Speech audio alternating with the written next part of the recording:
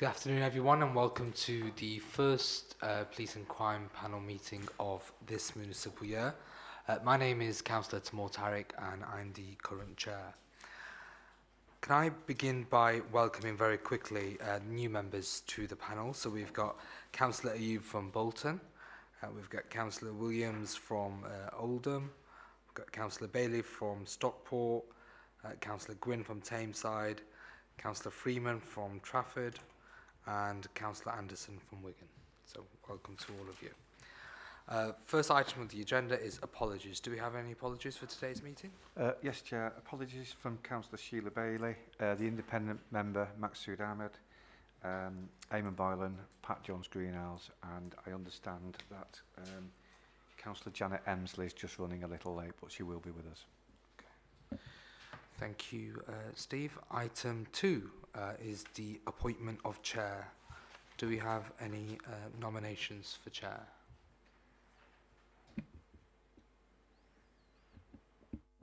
Can I nominate yourself, Councillor Tariq, please? And I'll second that, please. Thank you. Are there any other nominations for chair? No? Okay. Thank you, Councillor Murphy and Councillor Williams. Item number 3. Well, I guess the membership, we've already covered that. For information, you'll see there a full list of elected members and also co-opted members who act as independents, and that will cover us now for the forthcoming municipal year. Item number 4 is Members' Code of Conduct. So that's basically a reminder to members of the obligations that we have under the GMCA Members' Code of Conduct. Item number 5 is declarations of interest. There is a form for everybody to fill out should you have an interest in any of the items before us today. Item number 6 is minutes of the Police and Crime panel meeting of the 22nd of February. If we can just take a minute to have a look at those and see if there's any matters arising.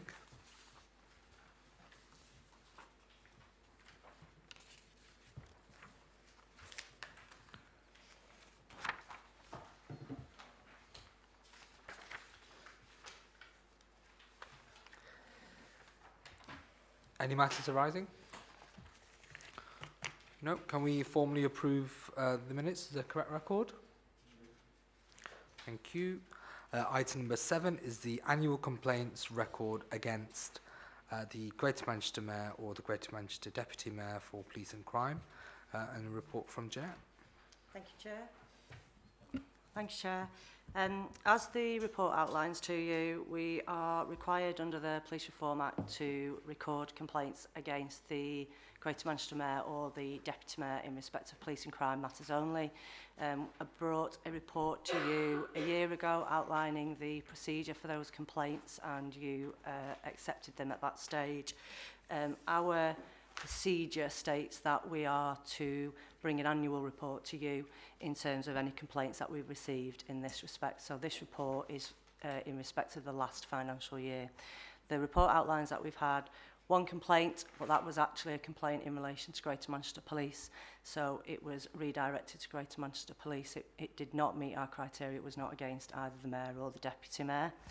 The report then goes on to state the last time we did an annual report to you, we had one outstanding complaint in respect of the former Police and Crime Commissioner, and please note that's the Police and Crime Commissioner, not the current Mayor or Deputy Mayor. And this report concludes that matter. At the time, we were seeking legal advice. This report outlines to you that that complaint was deemed of a threshold necessary to go to the IPCC, now the IOPC. We duly referred that. They looked at it, decided there was no case to answer from their point of view, referred it back to us with a number of notes, and we therefore referred it on to 3 other bodies, namely in the report Greater Manchester Police, CPS, and another one that's now eluding me, GMCA. Thank you, Deputy Mayor. And that concludes the report in terms of all matters relating to complaints. Okay, thank you. Are there any comments or questions?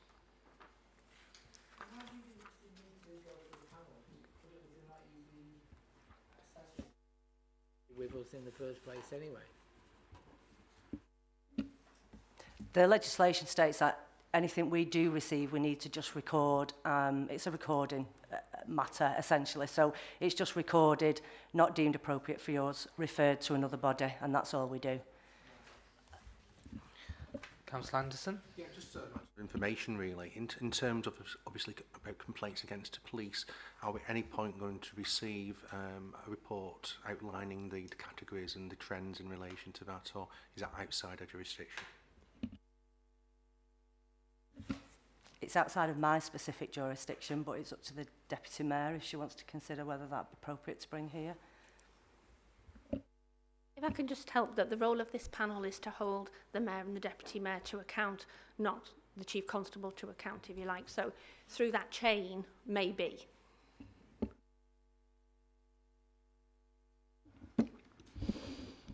I think that's something I'd have to talk to the Chief Constable about, really, because I think it's on the cusp, really, as to whether that's within the remit of the panel, to be honest. So if you leave that with me, I'll do that. Thank you.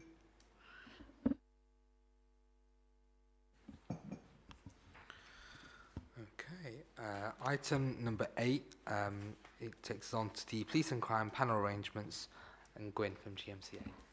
Thank you, Chair. These panel arrangements are for your information, really.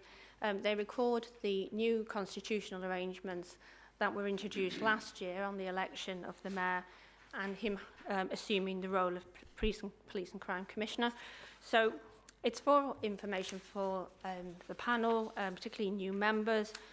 The only change that we're proposing is that during the course of the year, it was suggested by some of the districts that it would be helpful if they could appoint a substitute member if the first member wasn't available. So we're just taking those changes to the arrangements through AGMA, as it's a joint committee of each of the districts, and we'll let you know when that change has been effected.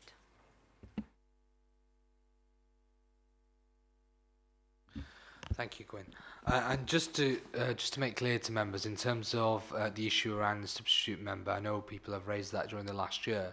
That is where nominated members can't attend a meeting. So obviously it's not to have a regular substitute, because it's important for this panel to have consistency as well. So that's where members are, for a one-off meeting, not able to make it, they can send a substitute member.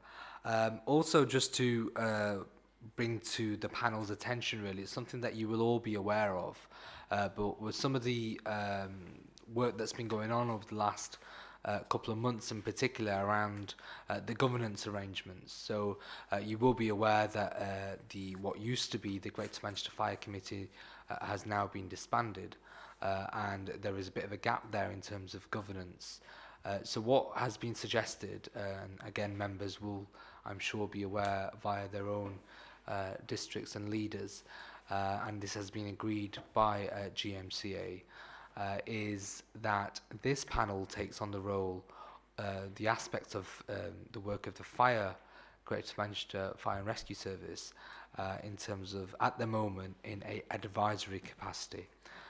So at the moment, the work that we do around police and crime is very much guided by statute and legislation.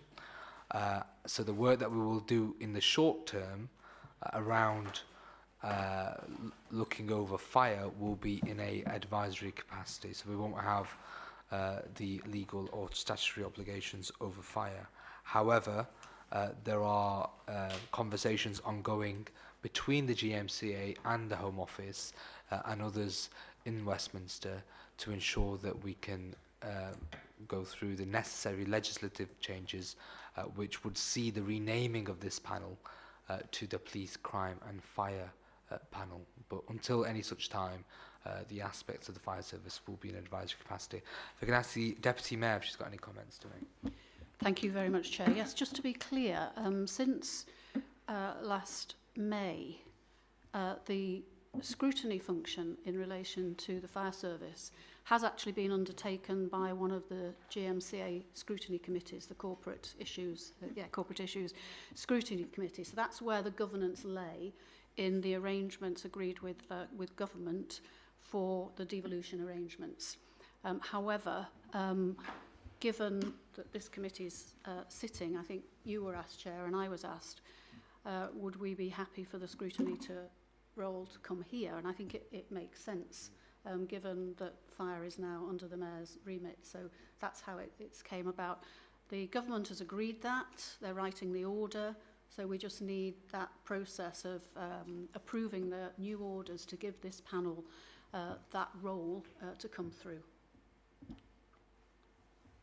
Okay. Are there any comments and questions on the working arrangements of the panel? No? Okay. Thank you, Gwen. Item number 9 is Greater Manchester Police and Crime Panel Rules of Procedure. Gwen, it's yourself again. Again, this paper's for information, particularly for new members to the panel. These are your rules. The only change that we're proposing is in relation to Rule 17, which just formalises your ability to appoint working groups and task groups. The rules themselves are there for you to read. Just in very broad terms, you decide things on a simple majority. But there are a couple of occasions where you need a 2/3 majority, and that's in relation to vetoing the PCC component of the precept and vetoing the PCC's appointment of the Chief Constable. Your general functions are scrutiny and review as set out in the rules, but there are some special functions that you have, and they're set out in Rule 18. And if you want to have a read of those, and if you have any queries, perhaps we could have a discussion outside the meeting. Are there any comments and questions?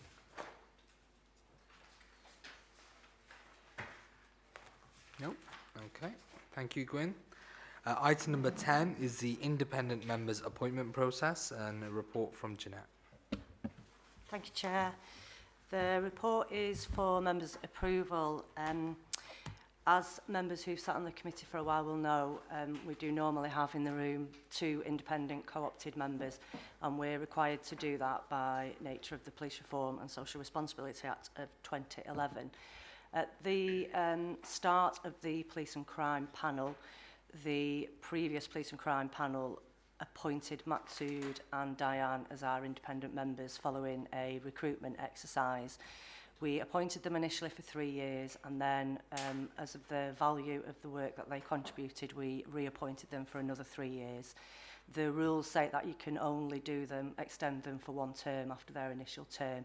So we do have to now, sadly, say goodbye to Maksud and Diane in October and complete another recruitment exercise. The report, therefore, goes on to outline to you how we intend to do that.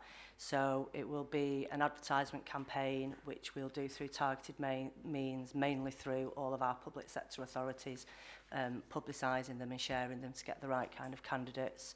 Following that, we'll do a normal shortlisting and interview process. The report proposes that should be undertaken by the chair of the panel and the lead chief executive for Police and Crime for Greater Manchester, and that the process should be complete in time for October, which is when Diana Maksud's time is up with us, and those recruitment processes will be reported back here with the 2 proposed nominees. You as a panel do have to approve them ultimately, so it will have to come back here for approval. The report also asks that we ask Diane and Maksud to present to the October panel in terms of a reflection of their term of office and how they found it and what was good, what should be improved, so that we can use that to inform the next term of office for the 2 independent members. So in summary, Chair, members are asked to approve that recruitment process and approve Diana Maksud coming back in October with a reflection process. Thank you. Before we go on to approve that, are there any comments or questions? Councillor Murphy. Just a couple of questions. Firstly, I think we need to certainly record here, and I know we will do in October, the work that they've done as independent members has been absolutely amazing, and finding 2 replacements for them I think is going to be very difficult. It's a quick question on who the lead chief executives is going to be. Has that been confirmed as yet? And then it affects my next bit.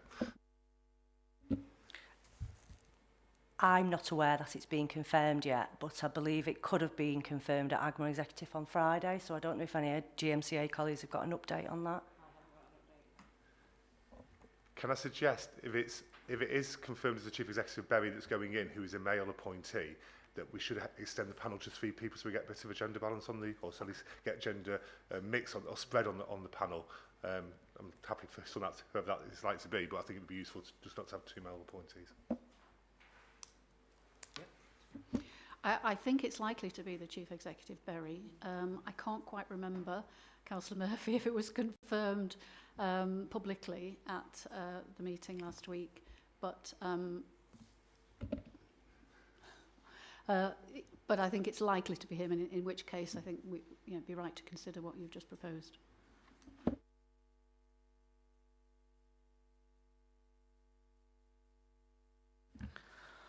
Okay, so Councillor Lancaster. This. Do we have to just take it for read that it's what current job description is, or is there, could we not ask the 2 independent members if there's any views as to how that should alter, or should it be amended? The appendix to the report was developed with Diane and Maxud about a year ago, but I will go back to them and make sure that they feel it's still accurate and fair reflection before we go out to advert. That's a fair comment. Councillor Freeman. Yes, thanks, Chair. I'm just wondering, is there a need to amend it in light of the incorporation eventually of the fire scrutiny coming in, and whether it needs to be looked at now with the appointment before as part of the appointment process?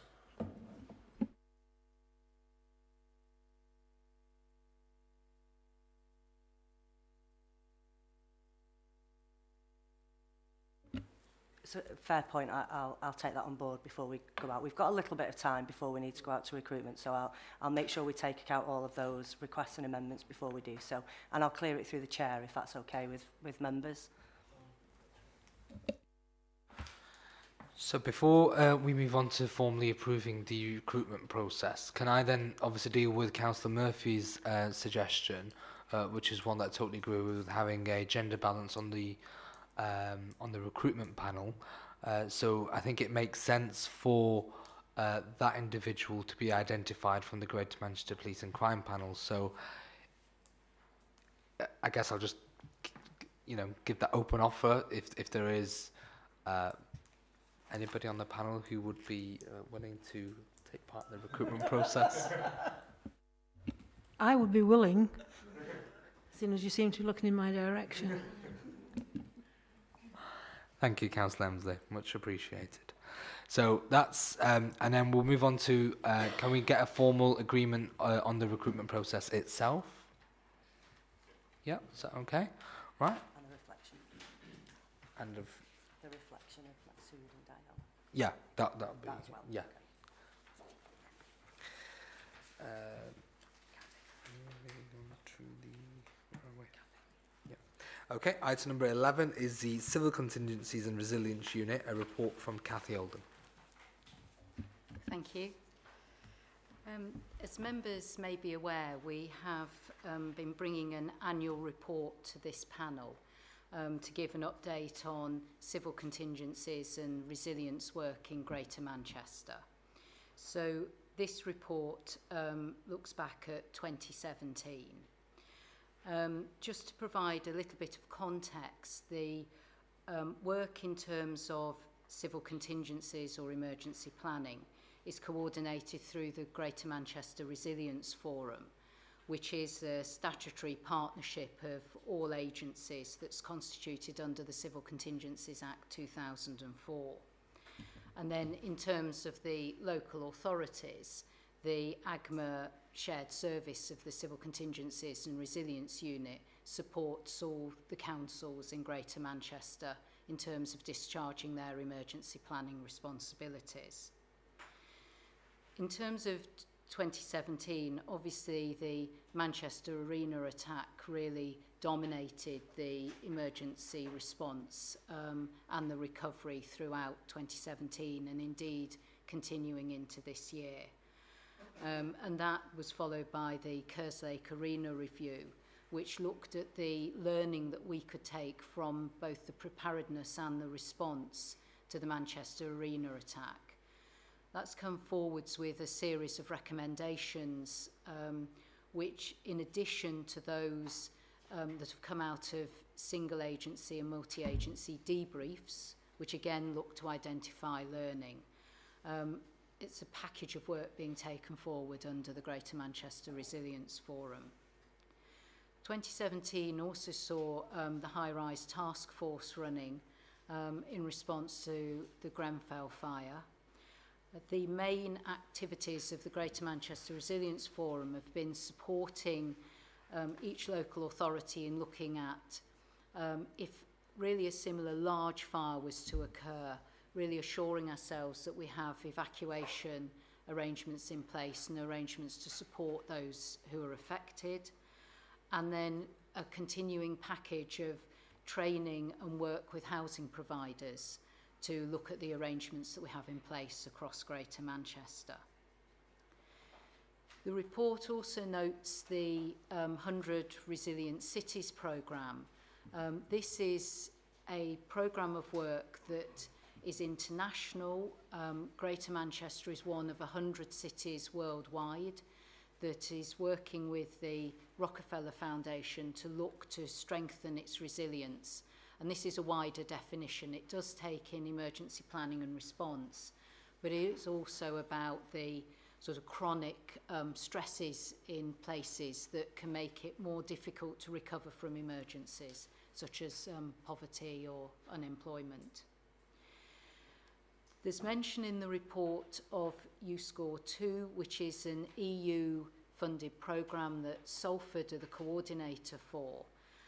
But as part of that, we will have an international independent peer review of some of our emergency arrangements. The two areas that we're looking at in particular are our infrastructure resilience and also our recovery, perhaps particularly looking at the recovery from the flooding that we experienced in 2015. We've mentioned the ongoing work around community resilience, and perhaps just to highlight one area is the work we did with Save the Children, which worked with 2 primary schools to explore with children their experiences. They chose flooding and what they wanted in terms of how emergency responders could help them in the future. And then finally, we've noted some of the national programmes of work that we're involved in, including around flooding, the development of resilience standards nationally.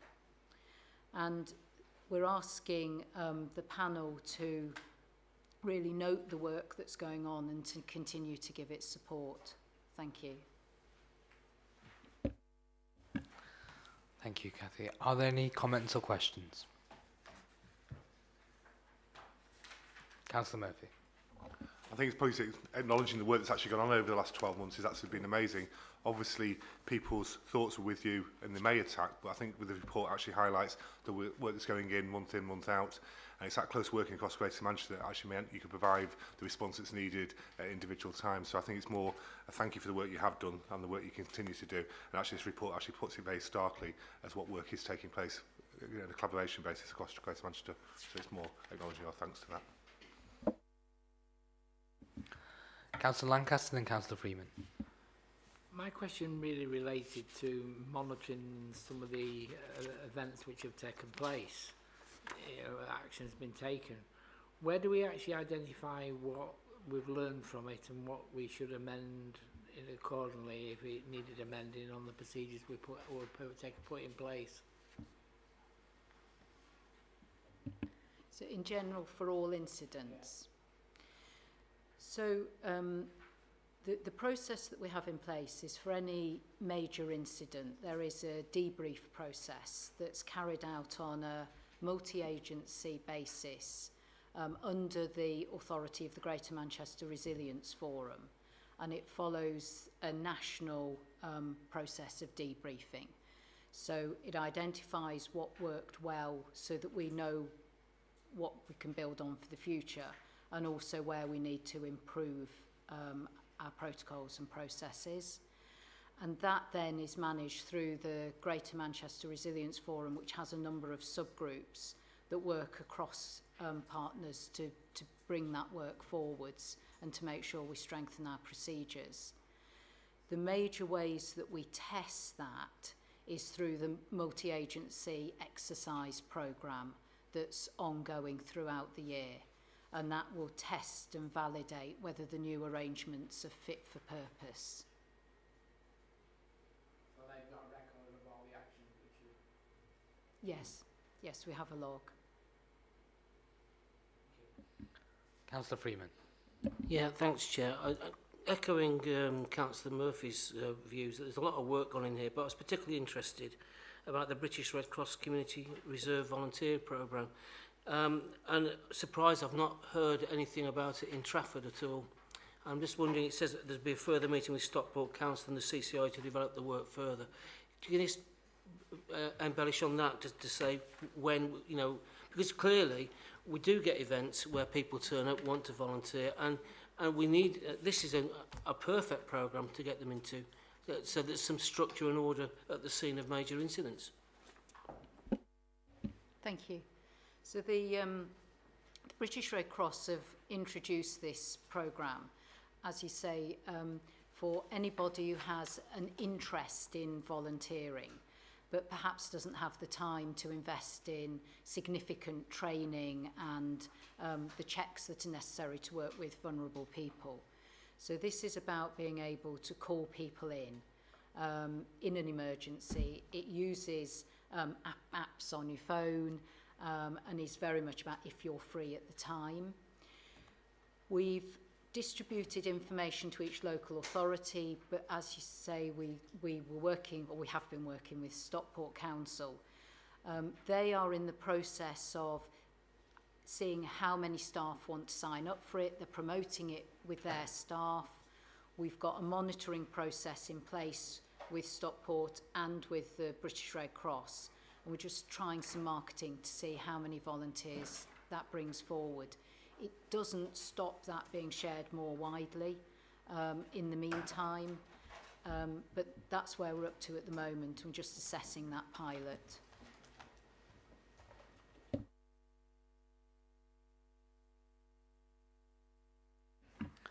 Thank you, Cathy. Any other comments or questions? No, Deputy Mayor, you want to come in earlier? I just wanted possibly to help members to pick up a couple of points. I think Councillor Lancaster's point about how through the forum the actions that have arisen, particularly from the single agency debriefs after the arena attack, the multi-agency debrief, and then the Kerslake report, they are many and various, and it's really important that we have a robust process through which we can keep a check that all of those actions have been implemented. Obviously, it is complex because some will be actions for one agency, some will be actions for a number of agencies, and through the forum, we're developing a robust grid, aren't we, through which we can do that, because we actually need to be able to say at the end of the day that all of those actions have been fully implemented. And then just secondly, I just thought it's worth saying to members of the committee that what an accolade it is actually for Greater Manchester to be invited to join the 100 Resilient Cities. This was a highly competitive process, and I think it's a measure of the standard of work that had already been achieved in thinking about and developing our approach to resilience, that Greater Manchester was invited to join that select group of 100 cities internationally, both for us to learn from others, but also for others to learn from us. And we hosted a visit by, you'll remind me of his name, Cathy. Yeah, Michael Berkovich from the Rockefeller Foundation recently for him to learn more about what we're doing here. So it is a really, I think, commendable thing that's been achieved there. Thank you. Are there any other comments or questions on that item? No? Okay, thank you. Thank you, Cathy, for the report. Item number 12 is the Greater Manchester Police and Crime Plan Work Programme for 2018-19, a report from Jeanette. Thank you, Chair. This report is for panel's approval, but then we'll need to go to the steering group for their approval also, because they've not had a meeting since your last meeting in order for them to consider it. And we do have a little bit of difference in membership between the two panels, so we will need to take it to them. The appendix has the vast majority of the detail, and I will just outline a slight error on that, in that it says it's the 16-17 work plan. It's the 18-19 work plan. I apologise for that typing error. The background to this is, as you know, you nominate the steering group to do pieces of work on your behalf, detailed pieces of work on your behalf, where it would be in our interest to do Greater Manchester work items. They've completed their 17-18 work plan, and we are proposing rolling forward a number of their 17-18 work programme into 18-19 work programme. At the same time, the Deputy Mayor has now published her Standing Together plan, which we agreed at a panel meeting and again at a steering group meeting that there would be value in trying to tie the Deputy Mayor's commitments together with the steering group's work plan to create one bespoke work plan to show the collaborative nature in which we work in Greater Manchester, and ask the steering group to do that. So what we've done through the appendix, myself and the Deputy Mayor's office have taken all of the commitments out of the Standing Together plan and input them into the proposed work plan as the appendix. So presented to you is a joint work plan of both the Deputy Mayor and the steering group. The report does ask you to note that it is a substantial work programme. There are some very significant pieces of work, and there's also a lot of work. It's not envisaged, therefore, that we'd be able to bring very detailed reports on every single one of those items to this meeting, noting that we only meet 3 or 4 times a year. So, and I propose you do this outside of the meeting, if you like, to the chair. If there are particular items that you're interested in, then we'll bring significant updates to this meeting. But other than that, we've committed to do a biannual report. So you will get a summary of all the items in the work programme, but they will be summary, not significant details. So if there are specific items that the panel are particularly interested and want to see a significant update on, we'll bring them on as a single item for you. So in summary, is for members to approve the plan or suggest any amendments or changes that they'd like to see made to it, and propose that we now delegate it down to the steering group for them to approve it. But then further than that, they also need to develop some detailed terms of reference for each of those work theme areas, which includes the milestones that we'd like them to achieve and the outcomes that we'd like them to achieve. Thank you, Jeanette. Are there any comments and questions? Councillor Lancaster, can you speak through the microphone? Thanks. I'm not clear on that, why we have to wait for 2 years for some of the programmes. I'm concerned that one of the things we discussed at the meeting last time was the more beneficial usage of CCTV, and that was, as I understood, accepted by the meeting, and subsequently it's in the work programme. Does that mean we wait for 2 years before we have a review?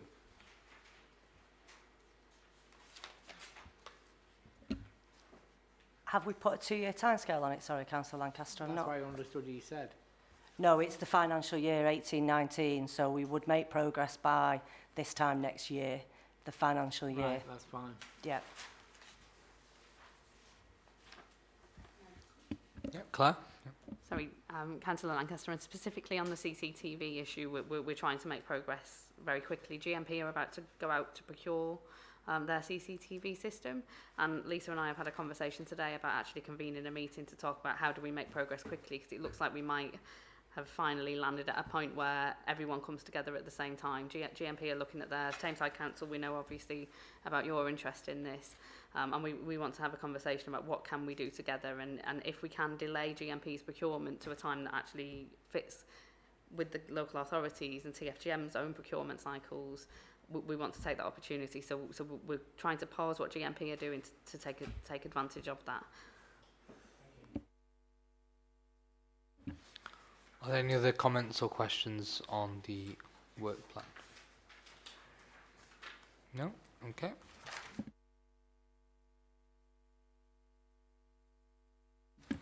Item number 14 is the Greater Manchester Police and Crime Plan Forward Plan for 1819. 13. Apologies. Item number 13 is the progress update on the development of the outcomes framework. It's pushing ahead now. Yeah, we've got, I think the Deputy Mayor would like to organise this item and Lisa will be reporting on it. Thank you, Chair.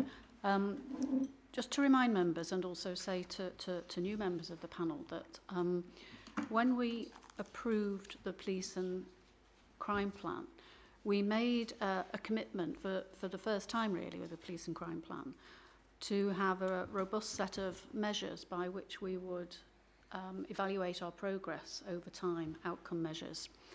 And we've been working within my team with Peter in the police and Lisa Lees to try and identify the best way of doing that.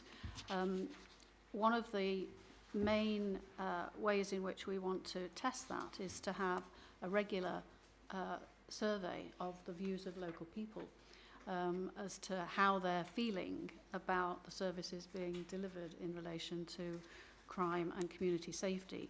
And that is complex. We've given it a lot of thought, but we are in a position, we think, now to commission a way of testing that out initially and then seeing how we can develop those outcome measures. Lisa has been doing a lot of work on the detail of that, and you're just going to give us some of that background, Lisa, if that's all right with you, Chair.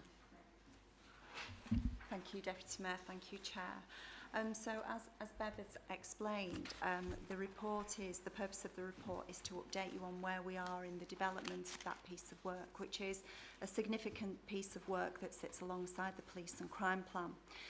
The intention would be that we would need to be able to establish baselines for an outcomes framework within this financial year, and ideally before the end of the financial year be in a position to make judgments on direction of travel to be able to report back to the panel.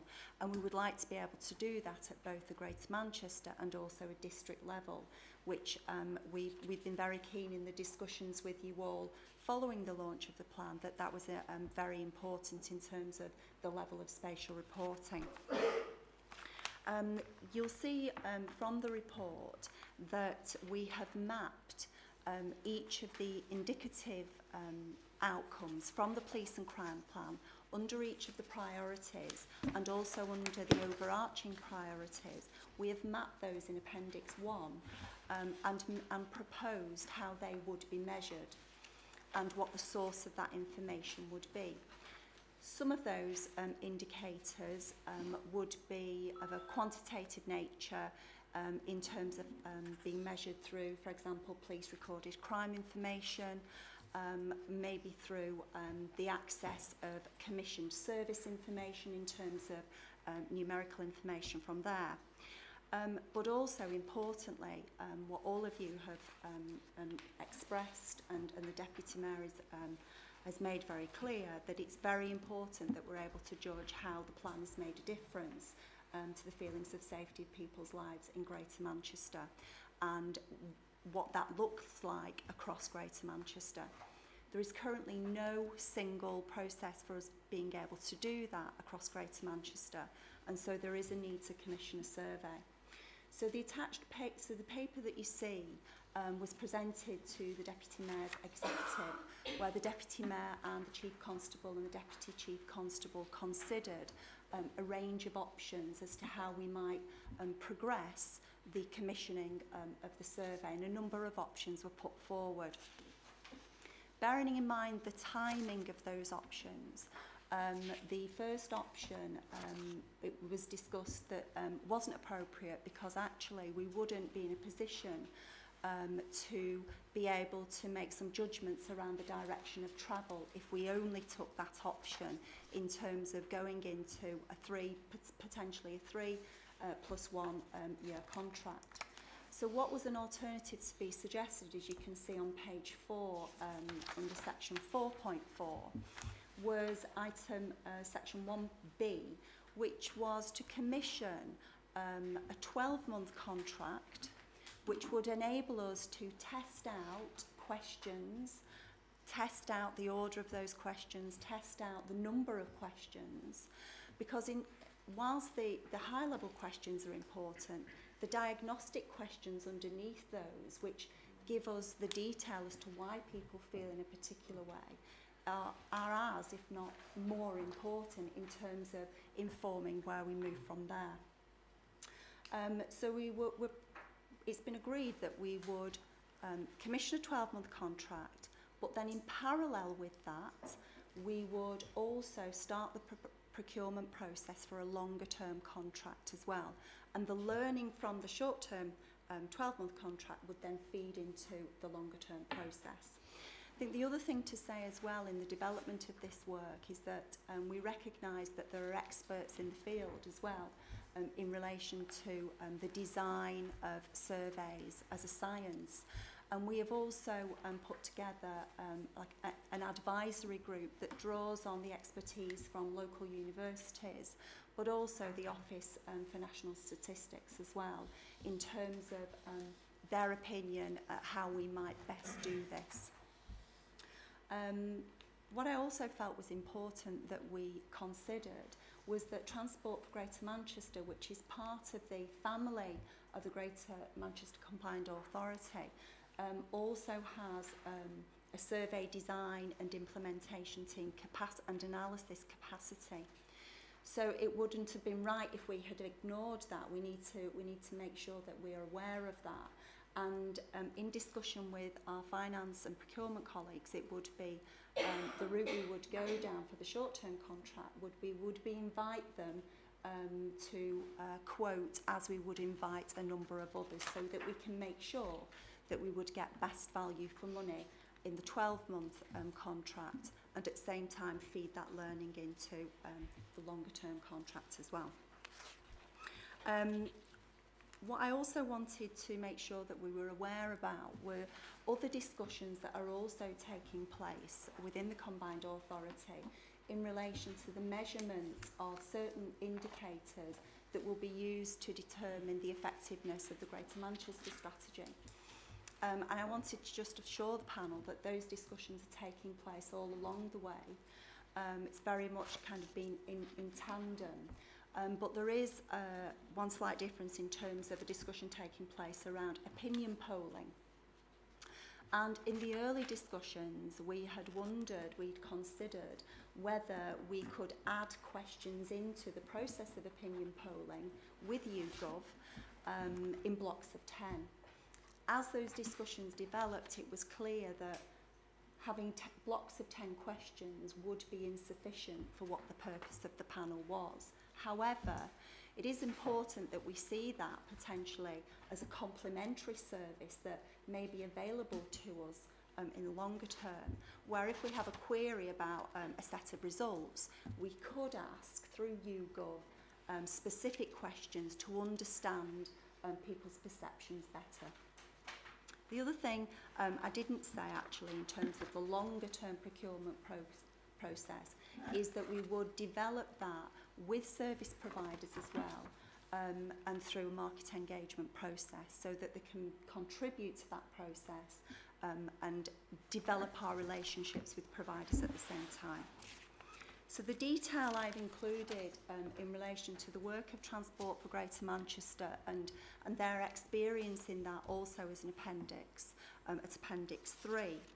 One of the things I haven't said as well is that we recognise that a lot of our commission services also have their own customer satisfaction surveys, and we need to look at how they can be used as well, as long as they're comparable across Greater Manchester. And it may be that in the longer term, districts may want to do that as a further level to their local plans. Thank you, Lisa. Are there any comments or questions from panel members?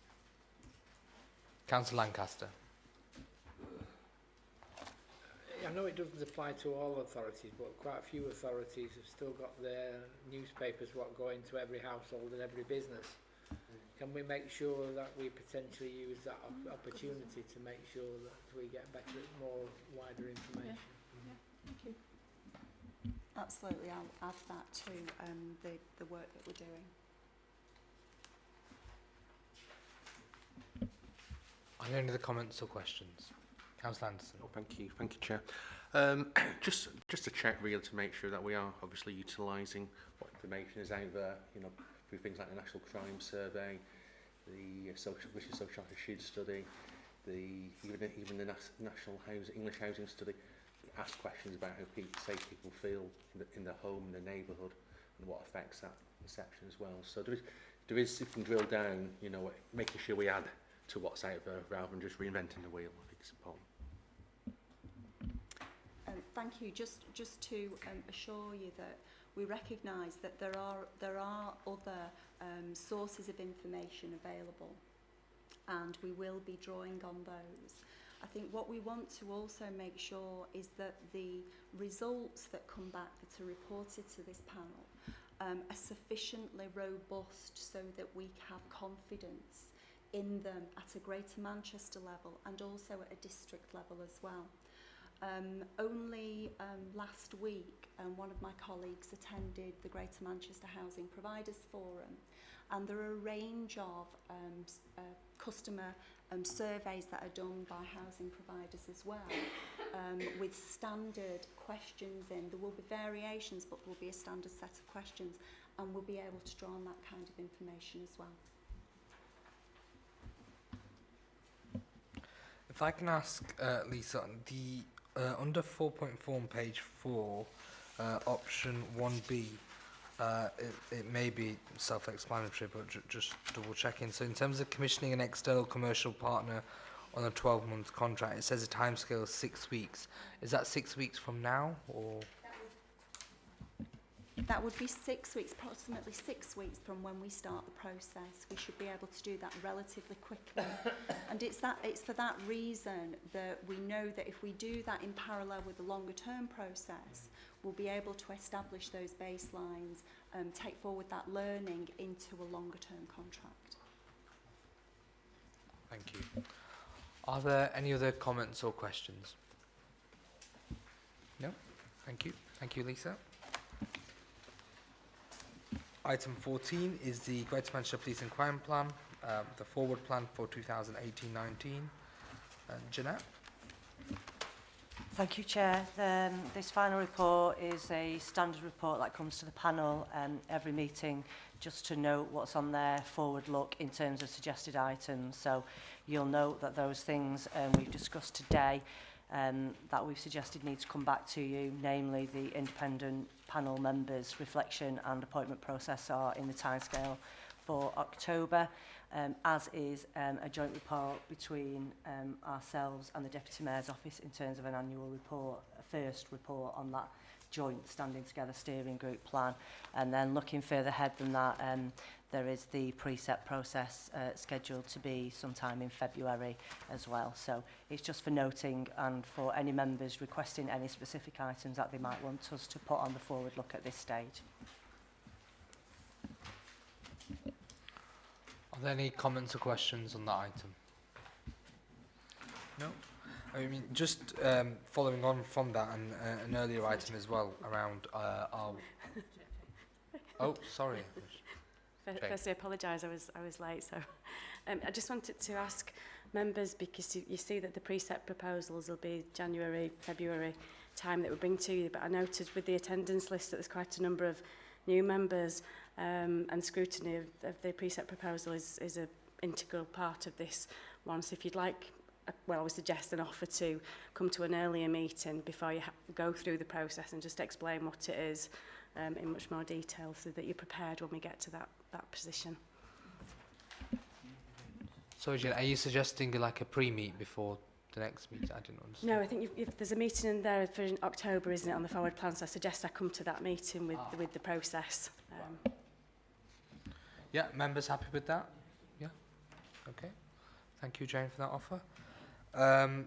So in terms of, again, the last item and the discussion earlier around the work programme, it goes without saying, in particular to new members of the panel, obviously we're at the beginning of the municipal year, and I would encourage as many people as possible to contact me either directly on email or to Jeanette or Steve, any one of us, to let us know about your areas of interest or things that you would like bringing to the panel for us to scrutinise. So please, that's an open offer, and I hope that as many people as possible will take that up. I'm going to move on to any other business, and the first issue I'd like to bring to your attention is that I know she's not here today, but if she was, it would have been Pat Jones-Greenhouse's last meeting as the lead chief exec, and I think it goes without saying that formally I'm sure that members will agree that we want to thank Pat for her service to GMCA on a wider remit, but also in terms of her work around resilience and police and crime. We're very grateful for all the work that she has put in, and I know I've had conversations with Jeanette. If members are happy, through perhaps some flowers or something, we'll be able to get on behalf of the panel get that over to Pat before she leaves as chief executive of Bury. Are there any other issues or items we want to bring under any other business? Councillor Lancaster. I may be out of order in this, but Oh, never. yeah, it could be. When I used to serve on GM's audit committee, we found it useful to have some sessions which actually went into more depth on particular issues of training needs. It just seems to me this is quite an important meeting, which we, particularly now we've got the fire service as well. I'm not looking for extra meetings just for the sake of it, but I do think some training needs need to be considered. Is that for elected members on the panel? Yeah. Yep. Yeah, so if we can task Jeanette on our behalf to go in and look at that and perhaps come back to us at the next meeting with some options. Yep. Okay. Is there any other comments, anything else on it? Deputy Mayor? I just think in relation to that, it would be really helpful if members of the panel could suggest those areas where they'd like some extra input. I think probably what's happening now in relation to the fire service is one area, because there's a very big transformation programme underway. And I think it would be useful to get the Chief Fire Officer here and the Interim Chief Fire Officer and have a discussion either at this committee or in another meeting to brief you on that, so that you're able to take your issues with the fire service forward through the panel. I think that might be helpful, actually, given we're at the beginning of the municipal year and we're taking on fire in an advisory capacity.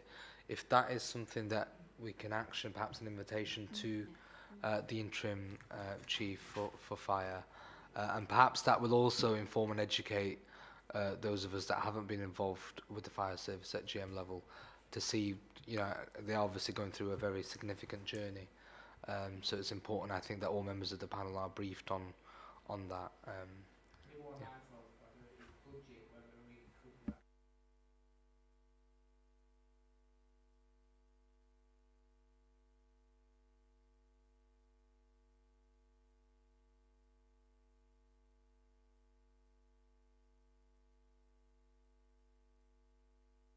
Another suggestion from Peter, which I think is a useful one, and you probably know that there's a kind of remodelled inspectorate now that's inspecting both police and the fire service, and they're just getting up to speed in relation to the fire service. And I think certainly the police are going to be, GMP are going to be inspected towards the end of this year, aren't they, as part of that process?